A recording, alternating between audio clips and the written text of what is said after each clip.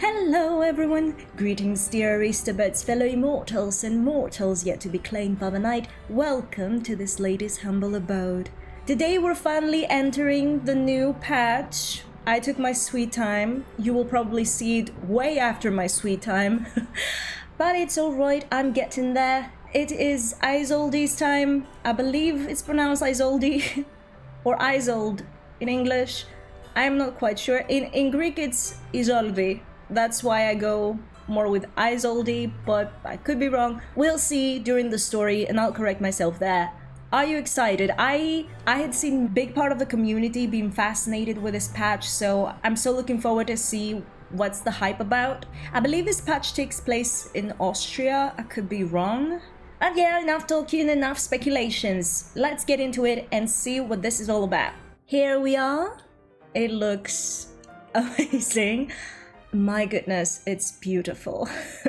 For context, I haven't touched the game for a few days. I had seen the pictures, like the opening pictures, and that's all I had seen. And we have these 4 new characters. The only one I know a little bit about is the one in the back. I believe she is Enigma's sister. I think I had seen that somewhere. But yeah, let's get to know them. Where did I get these 300 from? I don't remember. I don't think I played. By the way, I did notice there is a new chapter in the main story of the game. I haven't played that either. I'm going in completely blind. I wished to do first the event and then the chapter of the main story. I hope I'm doing this in the correct order. If not, it's alright. What can you do? Oh, we have to read something first. Okay. Hey, you. Yes, you, my hurried child. You rush through the street like a cyclone. Where are you going? The old lady again?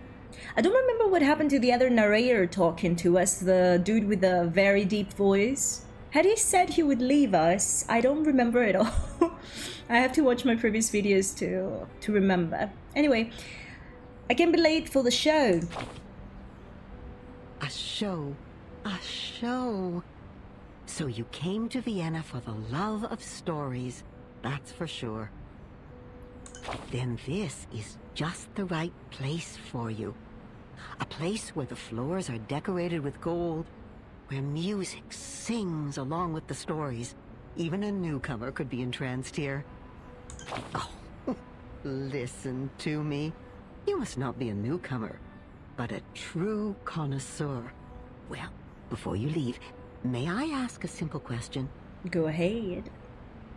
Which act in a show do you prefer? I don't know, so I'll just go with every part of it. So greedy.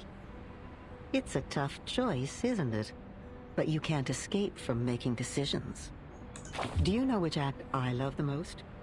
Not Act 1, nor 3, or 5. She'll say the final one, isn't she? But 6. Oh, Act 6, my dear. That's the best part. The part in which the king picks up his fallen head. The knight pulls out the sword in his chest. The bodies stand up, dust their clothes, and come to the front of the stage, bow to the audience, and receive their applause. Guys, I am... Okay, the way this started, I was about to say, are we watching a zombie show? What the fuck is going on? But then she said the bow and all, and I'm like, oh, it's the ending. Like when the actors, they take a bow and the people laud them, applause, etc. Yeah. The way they started, I was like, what is that zombie shit? Sorry, horror fascination just jumps in front every time. That's not really part of the performance. Yes, it is. My child, that is precisely when the real show begins. Also, is she implying that that's when the actors are actually acting the best? The way I receive this is, actors have to act a certain way in front of people because it's their job, Like, sure, they won't be playing characters seen in plays, but they have to keep a smile on even if they're sad. They have to be polite with people even if they're not in the mood. That too is a part of the job. It's part of the acting. Every performer does it. So I'm guessing that's what she says, but in a more sinister way, like what you see, it's not necessarily what's the truth. And many more things could be going on behind the stage, things we don't know. So she prefers the act that is there to cover the truth of a person and not the acting of a story or a play, I'm guessing. I have a good script here. Let me put on my glasses. Let's start from Act 6. The princess, a nightingale decorated with diamonds, an opera singer taking center stage, steps into a building of gray and white diamond patterns, and the curtain falls forever. The smile on her face seems too serene. She is still dreaming. Her madness keeps them on alert. But in the court, she seems so meek and mentally steady, like a docked boat on calm waters. Yeah, I had heard a little bit about this one as well, that Isolde or Isolde is mentally ill, but I don't know anything besides that. Nodding elegantly to every gentleman she meets, she makes the shackle on her neck look like a piece of dazzling jewelry. Next page. Oh. She killed someone? In a transparent room under an unyielding limelight, her dignity is stomped on, like a silk handkerchief thrown on the ground. They smash her crown, forcing her to pay for her madness. Is she mad? No, not anymore. What do you mean not anymore? Sleep, she said to me. Sleep. If that's what she said, then I don't need to wake up. Oh, is she like... she has double personality, multiple personality disorder? That's when the star falls into an everlasting dream. The blinding light becoming a spotlight on the stage, the empty room carrying the best reverberations. She has never been so calm. Everything beautiful in her is there forever, frozen in time. I guess she went completely insane. Oh, so, I get it. Or found eternal peace. By losing it? I mean, yeah, sure, I'm guessing if one side takes over, she doesn't have to be in constant anguish of controlling both sides, I'm guessing. Her world has become the performance, a show that never ends. Oh, okay. I'd say she's a great actress. Isn't she? But this is not a good story. I think it needs more context. My dear, you are indeed a great connoisseur.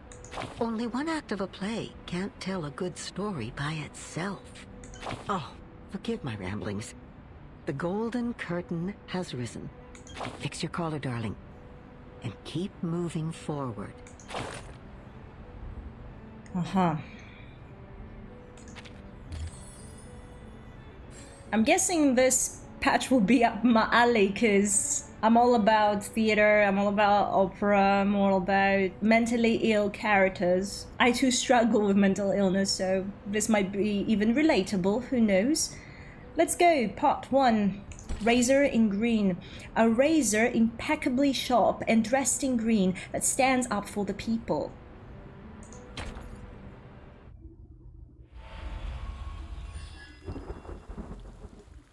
Lucevan Le Stelle.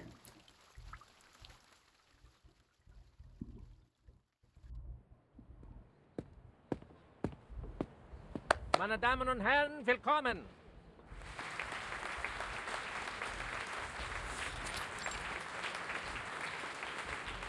On behalf of the General Medical Association of Vienna, I would like to thank you all for attending this demonstration conference. Oh, okay, here we go. Typical opening for a movie on mental illness. I'm talking about period movies, by the way. It's not like that anymore, but back then, this was a thing. I believe also surgeons did that. Like they would show something in the middle and have everyone else show around. But maybe even in medical schools this happens today. But yeah, the image for me that has never been into a medical school or whatnot is that this room and people being watching from above the doctor in the middle is either that of a psychologist, psychiatrist, or a surgeon teaching his methods. I don't know. It is a great honor. As we can see, dear friends, the era of science has arrived. The era of man has arrived. Today, we will share the honor of witnessing the advancement of technology, its contributions to medical science, and even the world. Now, please allow me to introduce the patient again, Miss Isolde von Dietersdorf. This lady has selflessly volunteered for the experiment, and in return will receive a healthy mind in no time. Isolde. And she willingly comes in the room. Alright. That's good. I expected something more violent because usually in these situations in movies they bring patients from their institutes who don't necessarily choose to be there. Perhaps they don't even know what's happening to them when they're being tested on in front of others for science, I guess. My goodness. She's been living a miserable life due to hysteria. How terrible it is for a young woman like her. Oh, alright. Oh, they're gonna trigger me big time. Let me tell you something. Victorian times, alright? Mental illness and women being forced into mental institution for pretty much everything that doesn't fit the mold of the men's society is one of things I have studied thoroughly for my writing as well as personal interest. So they call whatever she has hysteria. As we all know, mental illness is taking an increasing toll on our country. Even suicide has become more rampant. The tragedies are piling up, and our dear lady is in excruciating pain as we speak. Thanks to the development of medical science, we can again be rescued from the abyss of pain. As I said before, the electroshock therapy uses the most advanced technology available. The medical use of electricity dates back to the 18th century. Yeah, but which century are we in now? The presentation of these obscure theories fails to enthrall the attention of the guests. Vienna's citizens possess less a thirst for knowledge than a hunger for morbid curiosities, per usual. Tales of misfortune are favored over the cures. Isolde? The youngest daughter of the Dietersdorfs? Oh, no wonder she volunteered. The treatment should do wonders for her. You know there's something wrong with that family? I heard her mother stabbed old Dietersdorf in the temple with a brass needle and killed every maid in the room. Oh. That thing's even made it into the curio market. I heard not even the Lord's water could clean the blood off it. The family seems to be cursed. So far, no one's ever lived past the age of 40. In fact, the girl had a sister who died very young, and now her brother. I read in the papers that he killed himself, right? Well, the artist did what an artist would do. He wrote a sad poem and then Set fire to his paintings, together with himself. Oh. I had watched the trailer a while back, and I don't remember much, but I do remember that Isolde was looking for an answer about her dead brother, and I do remember the fire to his paintings. You know what? My uncle works for the police. He showed me the autopsy report. The truth is, Theophil shot himself. He was killed by a bullet. Was he killed by a bullet by his own hand? Or somebody else planted the bullet in his head? Gosh! Good thing he didn't have to suffer all that pain before he died. Poor boy, he was so talented and handsome. But the girl, oh, she's less fortunate. Fainted at her only brother's funeral, didn't even get to see him one last time. I hope the latest treatment will alleviate her suffering. Lunatics. The whole family is a bunch of lunatics. Manner, sir. This is Vienna where we call these poor people arcanists. Oh, wow. Oh, we're going there? Come off, right? So you think that humans cannot get crazy, only arcanists can? Oh my goodness. Okay, so I won't take anything for granted for now, but if it is implied that humans cannot get mentally ill and only arcanists do, I'll be pissed. Because there's no way humans cannot get mentally ill into this world. Perhaps it is something that people think in this place and it's not the truth. Perhaps the only known cases of extreme mental illness is that of arcanists, and that's why they think that way. Who knows? Or they're biased. Again, that could be a thing. But yeah, crazy and mental illness are two completely different things for me. Can people get crazy in general? In my opinion, yes. But that can only be instigated by mental illness. It doesn't mean that every mentally ill person will reach the point that they go on a rampage and kill and whatnot. Crazy, for me, the word crazy is something that a person can get to when overwhelmed by emotions. But this is a possibility. It's not something that I personally would expect would happen to anyone. An old friend of mine was a psychologist. She started to be a psychologist. And she made a movie about mental illnesses that get a lot of stigma. For example, being depressed and anxious is something that many people get nowadays because of the way societies are. But bipolar disorder, multiple personality disorder, schizophrenia, what else? Psychopathy. And one more, sociopathy, yes. These, I would say, heavier mental illnesses. They have a lot of stigma around them because many killers throughout time have been proven to have had mental illnesses. Did I use the correct grammar? I don't know. But yeah, something that people who stigmatize mental illnesses don't understand is that while mental illness can lead to something like that, it's not the rule. You know, just because you happen to suffer from any of this mental illnesses doesn't make you a criminal or somebody that one day will wake up and kill somebody, all right?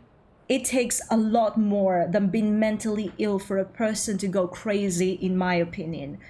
So that's why I said, do they think that only arcanists can go crazy? Like for me, reaching the point where you kill somebody when it's not for self-defense, because let's be real, sometimes some people are in very threatening situations, in which case when their emotions take over, it's not madness in my eyes, it's the last string of courage to go out there and fight against whoever is abusing them and, you know, free themselves from this pain, because nobody else is helping, I mean.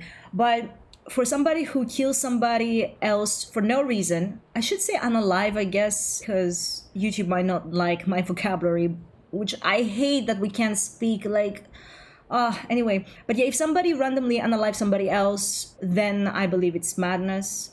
Like, you have to be really threatened to try to defend yourself to do this and not... Anyway, I'm not saying unaliving people is justified in any way, but the cases that somebody does it out of self-defense because somebody else is trying to do that to them... I'm taking this too far, but yeah, in the examples of women getting abused and having to kill their husbands to get out of a situation and save both themselves and their kids, yeah, in those cases, personally, I don't see it as a crime, I see it as self-defense. But yeah, for me, mental illness and crazy are two completely different things. And while one can start from the other, it takes a lot more than just that to happen. Let's keep going. I'll be very heavy in this patch for sure because... like I said, this is a subject that is important to me, in a way. I sincerely hope that Isolde can put an end to her miserable nightmare. After all, she is one of the most talented opera singers in Vienna. Just like her mother. You know what they say? Talent and hysteria go hand in hand. Think about it. They both come from the mind. That's another thing that's been true throughout the years, that people thought that way. That in order to be an artist, you got to be mad. To this day, they say that if you're going to be anything genius in any art, you ought to be mad in some way or another. But nowadays, it's not as prevalent as it was back then. Idiots.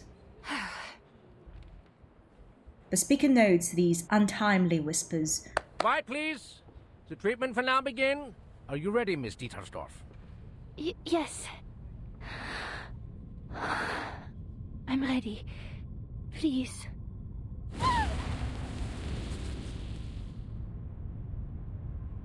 3, 2, 1.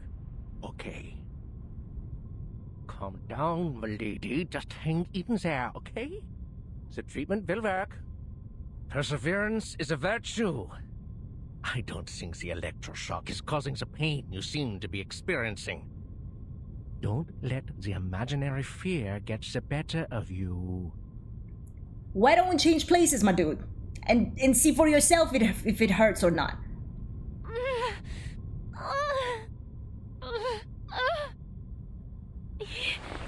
Yes. Good. Now we'll begin stage 2. The voltage will be slightly increased. Please get ready, Miss Dietersdorf. No!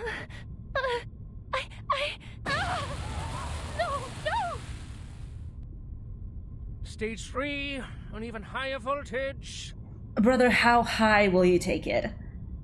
I mean, I know this was a thing. This actually happened. People were being electrocuted to shock the mind and bring them back to normal, quote unquote. Like,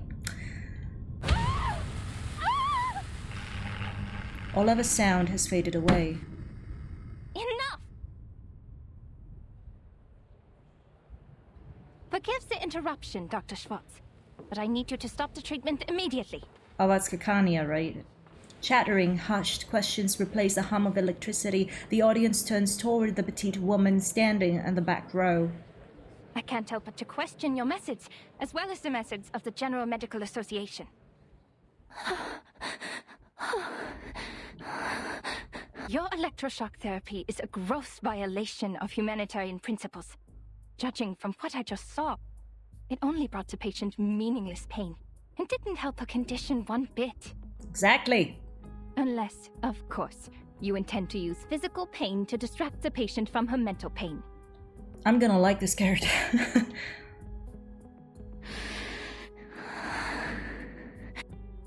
The green silhouette is delicate and sharp, like a razor slicing through the chaos. Even though this is a conference meant for conversation, you're being a little rude. Bro, what conversation? You're torturing a person in front of others to prove a point that is not even a point, alright? The new electroshock therapy is not what you know from the last century. Now that man has tamed electricity, there's no doubt that the EST is the best choice for treatment. You shouldn't take it at face value, because it's not like the underlying principles are the same as that frog experiment, huh? If it didn't work years before, they used bigger frequencies of electricity, if that's how it's called, bigger voltages of electricity, if you will, then even the tamed electricity won't work. You're just wasting your time and destroying a woman. My treatment is supported by systemic theories and reliable references, and it is approved and sponsored by the General Medical Association, which means it's reasonable and legitimate. I'm biting my knuckles. His treatment is supported by theories and references. You don't have proof. You don't have proof. Oh my goodness. Huh. It's a game. It's a game, lady. Well, you are, correct me if I'm wrong, a social activist known for her little arcane tricks, Miss Kakania. Or should I say, Miss Clara? Clara. Her name is Clara Kakania. Too many Ks, my girl. As far as I know, you don't even have a medical degree. Besides your so-called art movement, this secession, is it? It confuses me, really. I could take your medical degree and shove it up your ass, because apparently a person without a degree has more sense in her little mind than you ever will. Oh my goodness. Anyway, in order to have a more professional conversation, I suggest we talk later. You know, after you get a medical license. Punch him. I will support it. Please punch him. Murmurs and fragmenting laughter swell among the crowd. You can punch everyone else too, use your arcane skill, whatever it is, make them hurt and say that it's for the betterment of their mental illness that is stupidity! I'm sorry, I'll calm down. I'll be a lady, as I ought to be. No, Dr. Schwartz. This conversation has nothing to do with my personal identity or experience. I'm only asking you as a citizen of Vienna and as a human being with empathy. How can you not see that she's suffering? Have you been thoroughly brainwashed by the supposed authority of medical science? Or have you two been blinded and deafened by hysteria? Tell him. Oh, Oh, what happened? You don't like what you hear? you rude little... Please allow me to reiterate, the AST is an advanced and reliable treatment. Based on theories! Mr. Dittersdorf has signed an agreement before we started. The experiment is conducted under mutual consent. Your objection is of no use, and it is even harmful to the patient's interests. The patient doesn't know what she needs because she never found any other help, and this is it's probably the first ever treatment she was ever offered to deal with her pain. And it's not even for mental illnesses alone. Like, I know a couple of people who suffer from chronic pain, and I've discussed this with them, and they too believe that the first doctor that comes out and offers a cure to what they have, even if it's just theory yet because nobody has tested it yet, they would be willing to give it a try. But this still is barbaric. But we always welcome debate. Since you question my methods, please be my guest and indulge us with your thoughts on her condition. As I understand it, Mr. Sigmund Freud published his studies on hysteria in 1895. He believes that hysteria was a psychological disorder caused by problems in the nervous system. It was not a simple organ disease. His trauma theory explains that the patient's personal life experiences were the real cause of the disorder, affecting the patient in subtle ways. It makes much more sense to analyze the patient's traumas than to harm their body. Exactly. As to whether his theory is advanced enough, you can read The Totem and Taboo, which he published last year. What? What? You heard her. The gentleman's face cracks with expression. Freud. The man who told people to marry their mothers and kill their fathers. The one who couldn't get a word in when his patients spewed insanity. Listen, just because some people might have a few controversial takes on a few things doesn't mean that they aren't right in others. If I had €1 for every time somebody who I generally disagree with throws some wisdom every now and then, my castle would have been renovated. I'm just saying. Not that I have an issue with my old style of castle, but, you know. It took him 17 years to become a professor, for God's sake. Miss Clara, I've tolerated your immature antics, and I always welcome advice and opinion, as long as rational and reasonable. It's just, how could you challenge me with such an amateur theory? You insult me as a gentleman, and you insult my reputation. I don't even know you, man. What reputation? What? Dr. Schwartz, I did not mean to insult you. She fell down? Miss Dittersdorf, she's unconscious. How? First of all, how did she fall? She had the bands on, right? Get her off the chair now! Oh, she fell with the chair. Okay.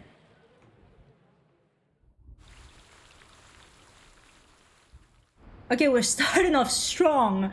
Okay, I got passionate from the first part. I'm so sorry. I'm passionate about some things, I'm sorry. This whole era that this dude was basing his theories on had been really dark for humanity, in my opinion, especially since many people were often taken in as mentally ill when they weren't really mentally ill, and they had been through so much torture because the doctors didn't understand what they could do to help. Like, some of these people, I'm not saying that every doctor that worked in those fields at the time was an evil person, okay? Some doctors really wanted to help, But back then, they didn't know better, and they kept torturing people for that reason. Some people, yeah, were monsters. For the sake of science, they would go above and beyond and wouldn't care the least about the methods they use. But some did care, and they hated having to do that. Still, it doesn't change the fact that so many people suffered for us to now be able to just go into a room and talk our feelings out with a psychotherapist and just take a few pills and go back home, you know? Not to disregard today's methods in any way, like, I'm just saying that imagine how many people, mentally ill or not, had to suffer for us to be able to have a more civilized approach to our mental pain, you know? That's what I'm trying to say. But yeah, that era was definitely heavy, and I just don't like people being treated that way. That's why I am like that, because I can't imagine what I would have gone through at that time. Anyway, let's keep going because I'm gonna get emotional. I just think that in general, there have been many times in history that people sacrifice themselves for us to have things nowadays that we take for granted. And personally, knowing that these people never even intended to sacrifice themselves for future generations. Some did in other fields, for example, in war situations. Many people sacrifice themselves in wars for some countries to have freedom today. In that case, it was willing. But mentally ill people, I'm guessing most of them didn't even think. They couldn't even imagine that all the pain they went through would lead up to people suffering the same way, having it a little bit easier than they did today. I'm grateful, is what I'm trying to say. However, I wish nobody had to go through so much pain until people realized what's the right way to approach human brains. Part 2, Drums of March. The opening notes of a big crescendo.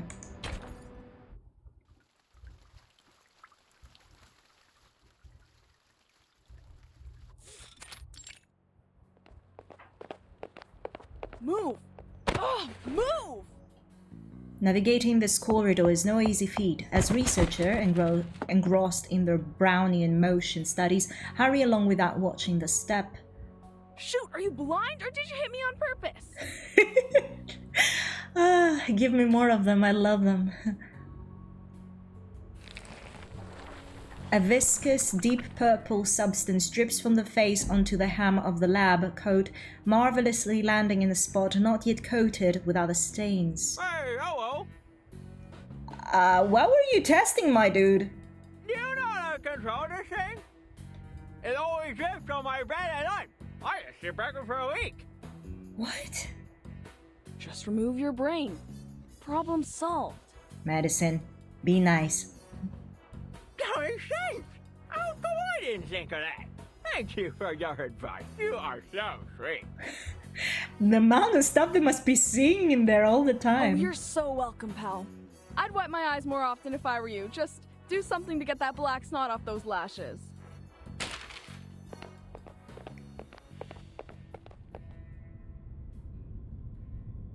The good news is, the persons in charge of this place are all dead. Huh? The bad news, the one in charge right now is not a person. Hello, Researcher Medicine Pocket. Your meal allowance is being deducted to pay for door repair. Okay, brain error. I took a moment to understand what she just said. Meal allowance, okay. So it's deducted from his salary, or is that a separate thing? Anyway, moving on. I don't care, Buckethead. Do your worst. A few pennies don't bother me. Buckethead. Wow. The head of the computing center nods, taking this as a sign of amicable agreement. You could have called me from your lab terminal. The technology department has equipped every researcher with the latest communication device, and I have the energy to communicate with everyone. That's why they put you here, my girl. Then how am I supposed to know whether my report is lying in your trash or not? Oh, please, you know we gotta talk face to face to solve our issues when things get ugly. With a flick of the wrist, a grey folder lands with impact, spilling its contents across the desk. Congrats on the one and only achievement you got from the Manus mask. We're now fully aware of its side effects, and this great achievement is filling the halls with oil and insanity. Oh, so that's what it was. The goo. But wait a minute. They don't know how the mask works yet, but they learned its side effects. Are all researchers like Medicine Pocket? They dry shit on themselves? But that was Staff. He wasn't a researcher. Anyway, let's keep going. You should thank the hatted cuckoo for her report. No one's turned into a crazy monster yet, or the Manus would be attacking the headquarters from the Place right now. Damn it! What are you doing? Are you even listening to me? Lucy turns her head, having just fastened the buckle on her face. My apologies. You said we needed to talk face to face. Oh, she was changing her face. Oh. If I understand it correctly, this is your #1 request. Lucy, do listen to him, please. To them. Always carry a face in your pocket? That's just great. You are welcome. It is our duty to learn and meet the needs of every researcher. This will help them reach their full potential while respecting the nature of their being. I received some letters of complaint. They asked me to develop a better sense of humor. They said it would help me understand the researcher's sarcasm, so I am studying it. Oh, so that was her attempt to a joke? I don't think they're very much in the mood for a joke, my girl. 75% of the complaints mentioned they did not want to see a face on my head. Some even used strong words like, "Never let me see that face of yours again." I think she's confused. Oh, I feel bad for her. I think she's trying her best from her approach. I am glad that you are one of the other 25% researcher Medicine Pocket. Oh, she likes using her face. You know what? I don't mind if you keep that face on, as long as you let me kick it around a bit. Medicine! The newly face-flaunting robot nods slightly, pleased with the renewed consensus. You should have been pleased about that, but I guess she doesn't have that feeling of being offended that we humans have. She doesn't have an ego. She has a code. Regarding your second request, I have read your report. I fully understand the side effects of the mask as well as the feasibility of the decryption. Then what's the point? It's like trying to get the syrup formula out of a Coke can. Ugh! Again, we are all screwed without the original ritual from the Manus. It is too early to conclude that the mask does not contain important clues. The attempts we are making are very necessary. Besides, the situation in Laplace is not as bad as you say. The side effects are completely under control. The subjects are only suffering from dehydration and mania. And goo, falling out of the sockets.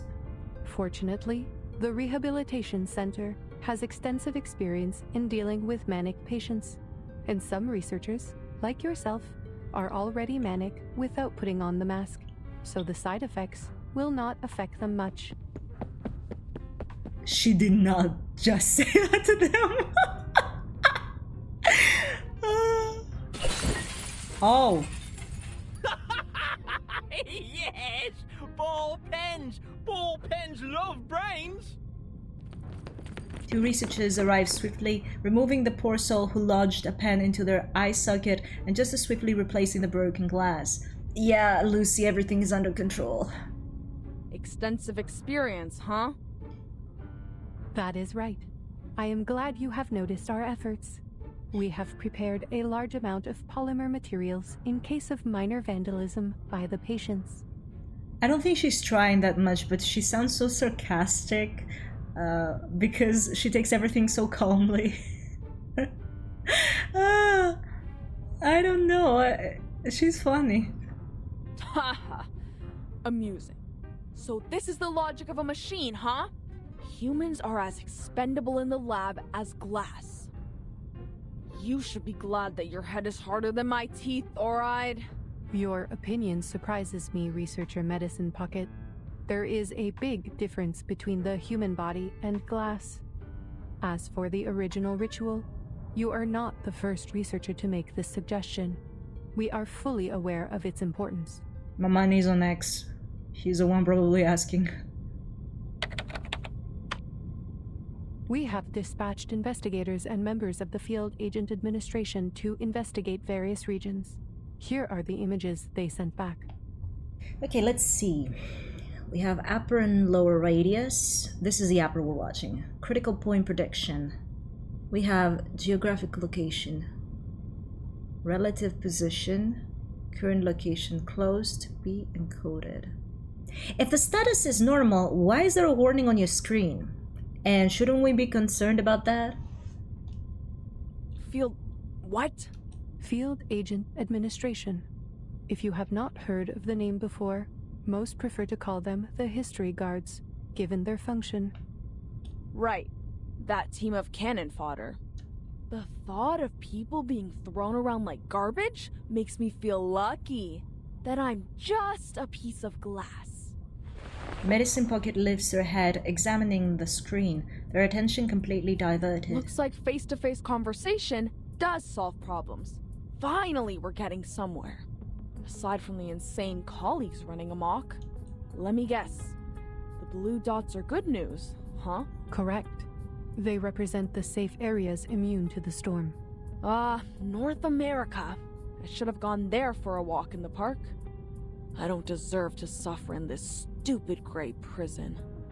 I have to say, Researcher Medicine Pocket, even though I approved your request for a sports field, which you claimed was a humanitarian need, I think it is more of a canine need. I was just about to say. I suggest you install an indicator on your humor module so we know when to laugh. See? Like this blinking red dot. Is that Vienna? Yes. They wait, but the android does not offer up any further information. All right. Not privy to the information, huh? I know of your tricks.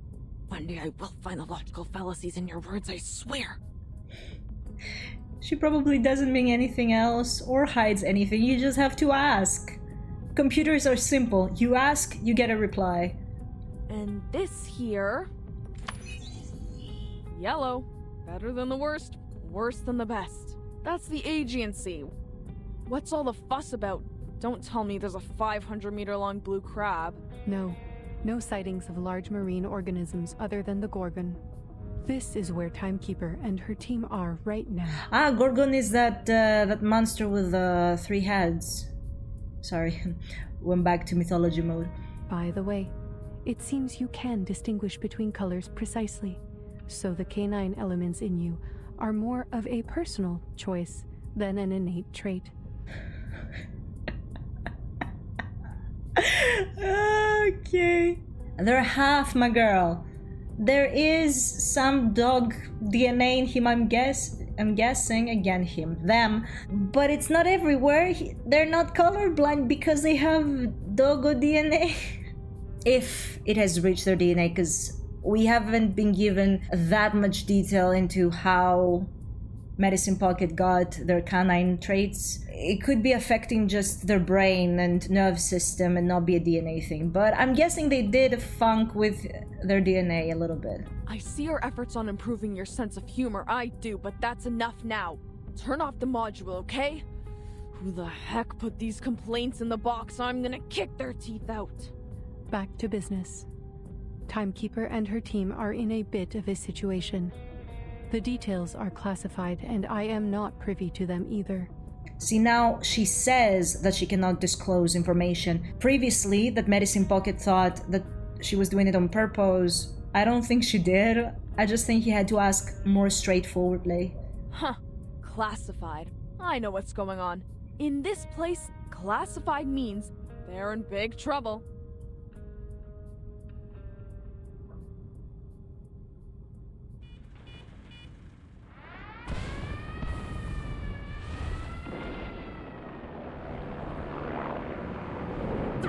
What are they? Hoop did not tell us about these things!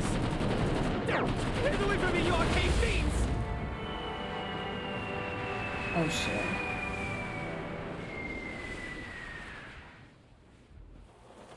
Marcus? Marcus?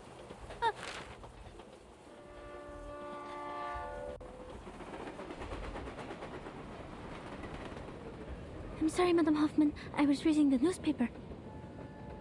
I know I told you to practice your arcane skills more, but you don't have to do it all the time. Wait, she can see stuff through pictures? Or visit the memory of the pictures? If this is a case, this is so cool. I've done it in my writing too. I love that idea. But for me, it's more like there's specific photos that they can see through. I don't know if this one can see through any photo. But yeah, it's so cool being able to relive stuff through pictures. Who else did that? I saw another game. Oh my goodness, I don't remember the name of the game. The person who made Danganronpa, the game, made a new one with a little boy that was an investigator, and with the help of a girl with pigtails that look a lot like Junko Enoshima, if you ask me, she could go through crime scenes in the past and finding out what happened. So if this character with the hat is an investigator, if she can go through pictures, she will be very good investigator, and she would be able to find out clues about the crimes. I mean, but yeah, as an idea, if you're a writer and watching this, take it, use it. It's a very cool power to give your characters. If you have characters that use powers, you can take it literally any place you want. Really good idea. Let's keep going. I just told you the oath to secrecy for this mission.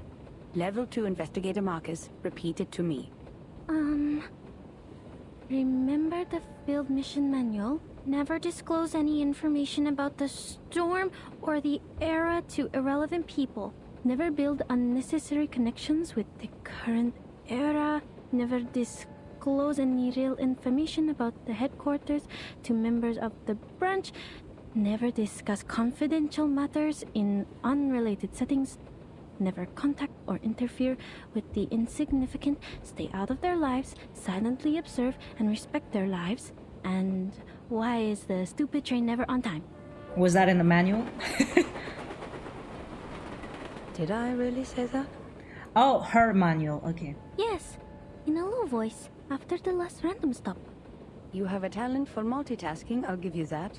But the point is, as a rookie investigator, your focus should really be on the mission. Yeah, she is an investigator, so this power must be really badass to have in her field. Yes, Madam Hoffman, I'm so sorry.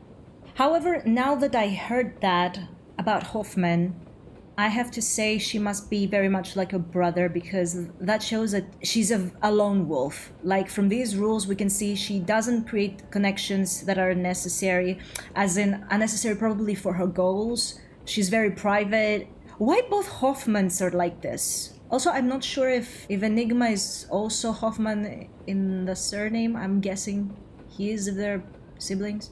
I think they are. I don't remember. My memory. I'm like Dory from Finding Nemo sometimes. You tell me one thing now and the next moment I won't remember it. But sometimes I have the memory of 100 terabytes. Okay? Oh. Laplace has analyzed the information from the field agent squad and suggested several critical points on where the storm may arrive. One of them is Vienna. The history guards have reported sightings of menace leaders there. Considering they will probably do the same thing they did in 1929, you know, escalate the international conflicts to accelerate the reverse, this mission is probably quite risky. So wait, Arcana isn't the only Manus leader? I thought she was only one. It's okay, Madam Hoffman. I am fully prepared. I've been waiting for my first field mission since I joined the Foundation. Thank you for approving my application, or I'd still be talking to rusty filing cabinets and diamond patterns on a wall. I don't know though if she chose her for anything else but her power. If Hoffman is, as she described, a person that always makes connections with people that are actually quote-unquote meaningful in some way, I'm guessing she took her because her arcane skill is quite badass for what she's looking for. No need to thank me, Investigator Marcus. Your application has been approved by headquarters, as your arcane skills will prove very useful on this mission.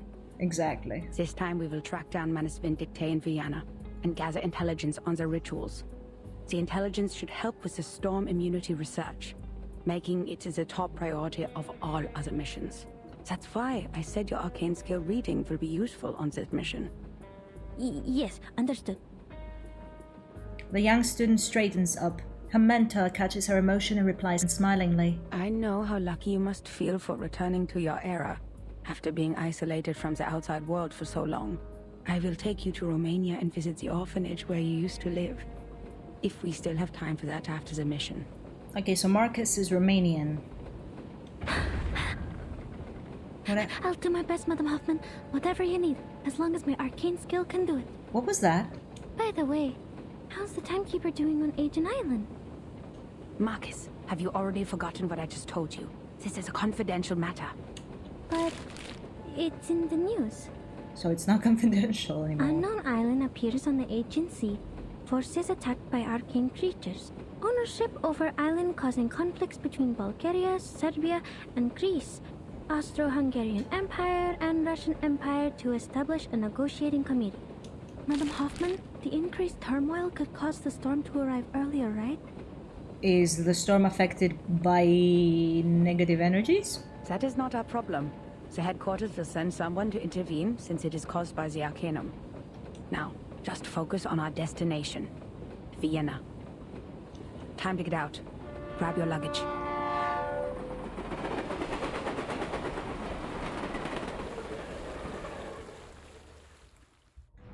Part 3, Folk and Taught. Oh, wow! You get extras because of the event. Anyway, yeah. Lengthy procedures, excessive paperwork, and bureaucratic red tape.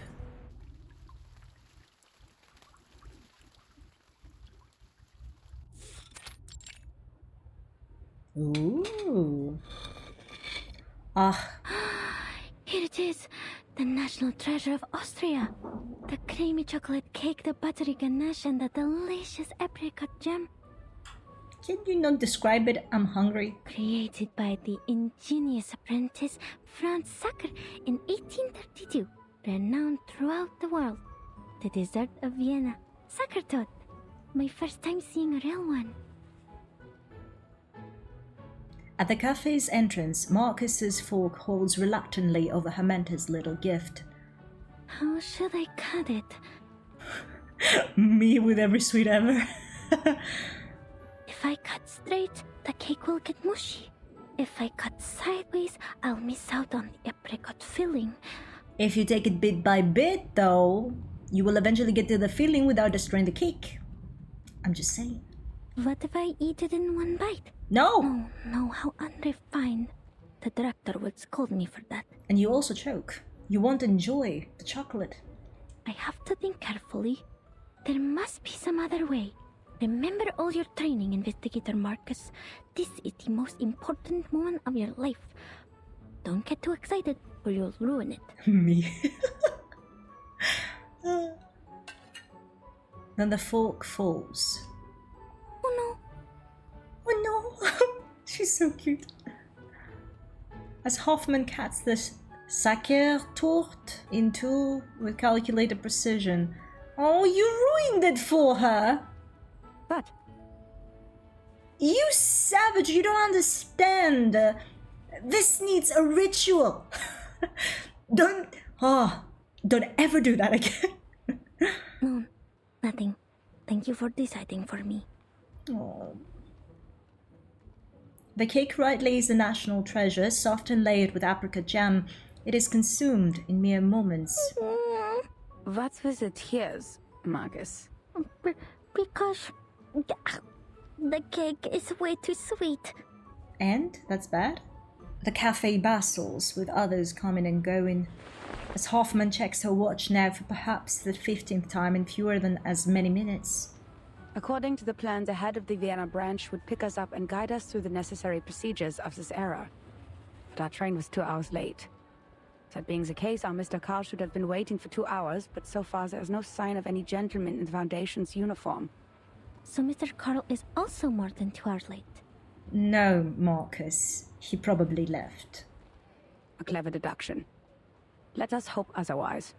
I'll go check if he got here before us. The mentor steps out from under her umbrella's shadow and heads into the cafe. Left behind, the apprentice looks around aimlessly. She catches a few words. I bet that island is a secret base of the Dual Entente. That's why the Bulgarians are so anxious. They're worried about their exit on the Aegean Sea. The what now? A friend of mine is in the Navy. He saw a ship leaving the harbor loaded with gold. War is coming, friend. You're gonna stress me out. No. How does that explain the arcane creatures over there? I'd say it's never been discovered before. Like the Celtic Otherworld. You know, the heavenly land beyond the sea in Bran's legend. What an idiot. It's been on the news before. Not for falling aircrafts because of the critters, but... The Arcanum has declined after the Enlightenment. It is an honor for all of us in this era to find such a paradise from the past. You're not fit to be human if you don't understand what that island means to us, my friend. Secret base. Other world. Fascinating. I need to write this down. I'm pulling. I'm sorry. She's so cute. Marcus opens her notebook, jotting down the speeds of trivia with a quick and earnest enthusiasm. A desire to catch the length and breadth of this comments forces her to lean conspicuously until she finds she has become an object of spectacle herself. Miss, could you show me your papers, please? Oh, okay, strictness. Can the girl write down something? Ah, right. I'm sorry. My friend has it. Could you hold on a minute? I am an arcanist sent from the headquarters of the St. Pavlov Foundation. I have a letter of introduction from the head of the Vienna branch. I'm curious if she was supposed to say that or not based on Hoffman's manual. But I guess if authorities approach you, you have to say who you are. You can't just... But I don't think she should have said it. I don't know. Arcanist? Are they allowed here? Then you come with us, miss. Hands up and be quiet. Oh shit, she shouldn't. Bring over the golems! We have an unregistered arcanist. Oh shit. Hoffman? Huh? Hoffman's attention is drawn to the commotion unfolding outside the window. She knew she has a big mouth, I guess. But I would too say that. Like, it's authorities, don't you have to know? But then again, if she hadn't prepared her that arcanists are not that free in this country, yeah, she could have told her. Like, don't say it because people will take you away. Marcus? Sir, please listen to me. A single misstep causes a mistaken interpretation, a sign of defiance. Enough to compel this loyal city guardians to fulfill their duty. Don't let her get away!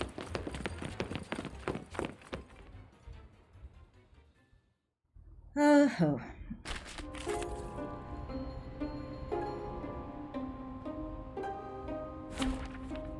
Alright, I'll leave you here for a bit and I'll be right back. Okay, we're back. At ease, gents. Allow me to explain. This respectable lady is most definitely not a Russian spy. Why do they think that every arcanist in there could be a Russian spy? Oh, it's the accent as well. They could be mistaken. A portly gentleman with a handlebar mustache hurries over, his forehead glistening with sweat. Ah, Miss Hoffman! So, this lady with the big case is your assistant? No spy would be stupid enough to carry an entire case of papers in public. So we'll be all gentlemen. The guards all further salute before ushering the golems back to the posts. Oh, so I fought a stone knight along with the policeman. And I was like, what was that? But apparently, yeah, they have golems in the city. Hoffman's face is a picture of awkwardness, one that could mark a new entry for this exact situation in the next field mission manual. The gentlemen in Vienna have become exceedingly sensitive after the infamous espionage cases of 1913. And their pride was almost destroyed by the Redl case. The man was even head of counterintelligence, and had a sexual orientation not tolerated in his time. Well, I'm not sure which of the reasons hurt them more. Sorry, Marcus. I should have told you that, as your supervisor. You should have, yeah.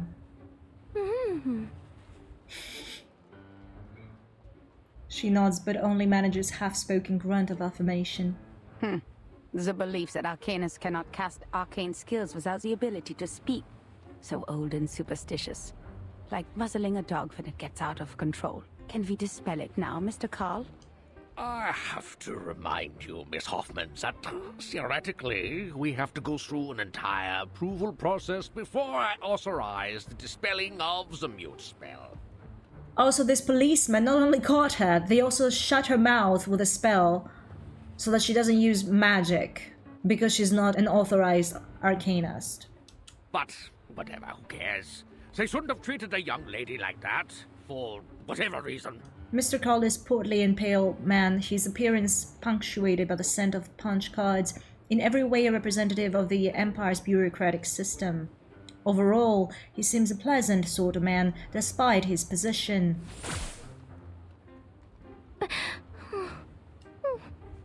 Relax. This was just a minor incident. You'll never find another place as tolerant as Vienna. The very same principles the Foundation strives for. Well, they look on edge in my eyes, so... All registered arcanists can come and go as they please in this beautiful city. We even offer artists and musicians perks that cover every aspect of their lives, because Vienna loves art and music. I would like those perks. Oh, speaking of registered arcanists, could you show me her arcanum license? Arcanum license? Yes, ladies from the headquarters. Even so, I'm more than willing to skip some unnecessary procedures for you. We still have to be careful about security, you know, especially when dealing with arcanists. Shouldn't they have told them all this from the headquarters? Like that you need a permit and all? The portly bureaucrat rubs his hands together slightly. It is evident that he would be no easier to deal with than the golems. I don't think the headquarters issues such a license. No one told us to apply for one. Oh, there must be some mistake. All arcanists entering Europe must possess an arcanum license issued by the local government. I think he's bullshitting. Austria enacted this policy in 1756. We abolished it in 1868, but we're in the time of great tension, so... you know...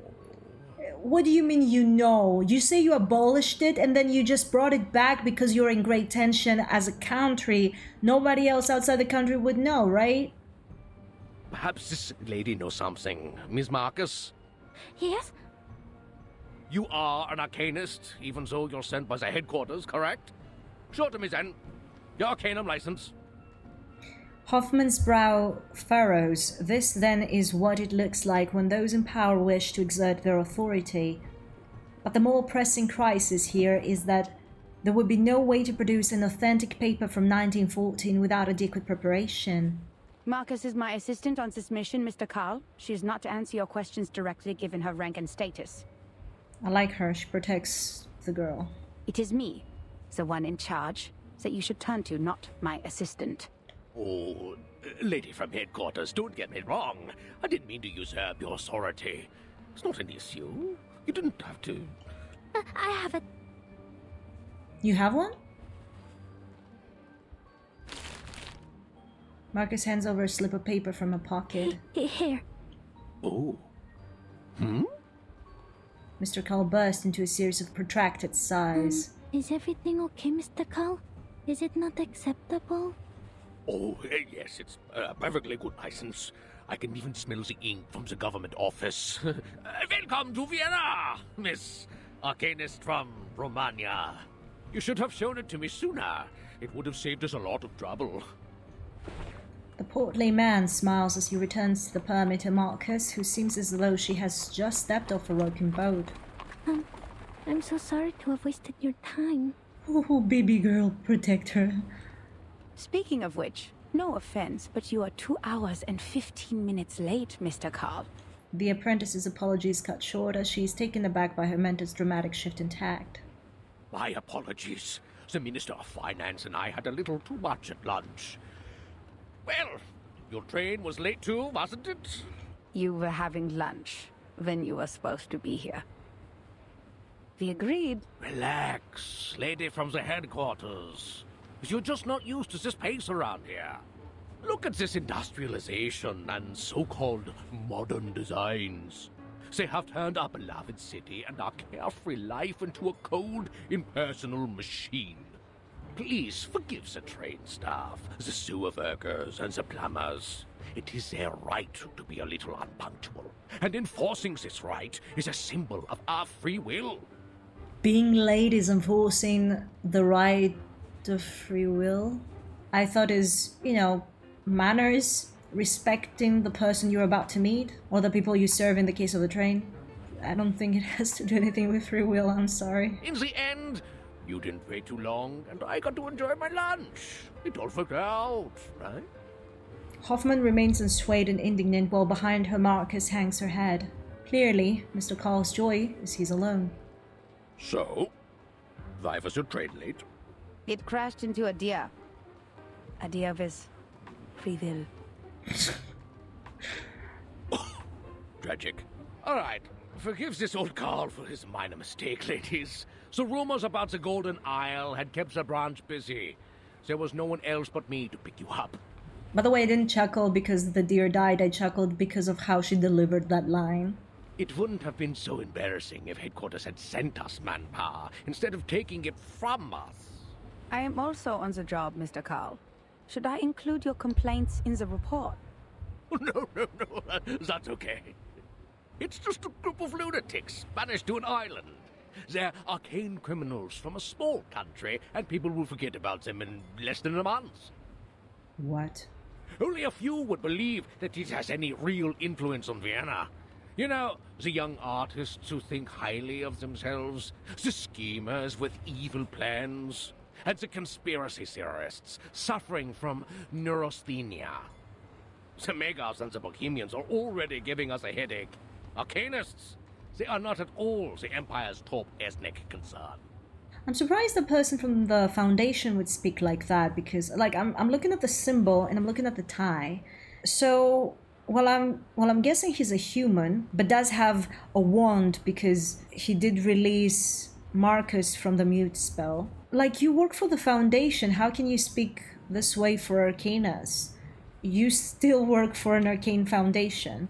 Anyway. But aren't you in charge of the registration and management of Arcanists? Thank you, Marcus. She speaks the truth, yeah. Well, first of all, isn't my loyalty to His Majesty and the Empire? So, in the case that you were an Arcanist and living in Austria, and you still were loyal to His Majesty and the Empire, would you still talk shit about Arcanists when you are one as well? I understand that he says here his loyalty lies more to the king and the empire more than the foundation. But would you say the same if you were an Arcanist too? I wonder. Before you use the title Head of the Vienna Branch to define me, I am first and foremost an honored citizen of Vienna. And I serve our great emperor, lady. And I thought you said this was a tolerant city. All races say the same shit, my love. Don't worry.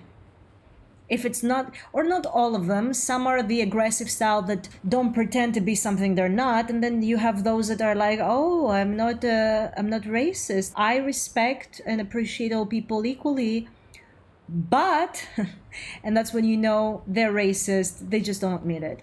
Oh yes, we are responsible for dealing with the problems caused by the Arcanists, just as we deal with the Megars and the Bohemians.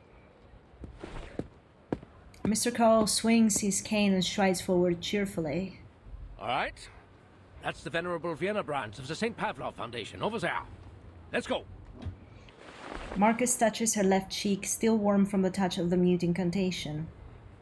Mr. Carl is very different from the staff of the headquarters.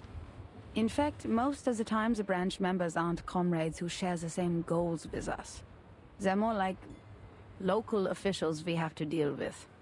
We need them as a buffer between the Foundation and the local governments. They can help us maintain peace in the human world.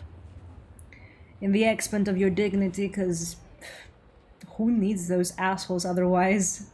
If you were to be treated that way to maintain peace, accepting people talking down on you all the time, quite swell, what can I say? I mean, Hoffman, she is human.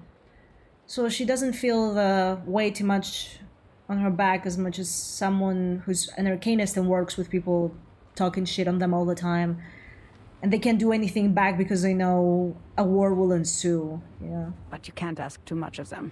Not all of them are cosmopolitans. Most of them put their emperor and their country first. That's why we shouldn't disclose classified information to them. Does it still hurt? Oh, it feels much better now. Good. The mentor swings around as if on a swivel, with a face of plain curiosity. Marcus, did you already have that license before you joined the Foundation? Yes. Austria abolished that policy in 1868, but Romania did not until 1913. I carried it with me out of habit.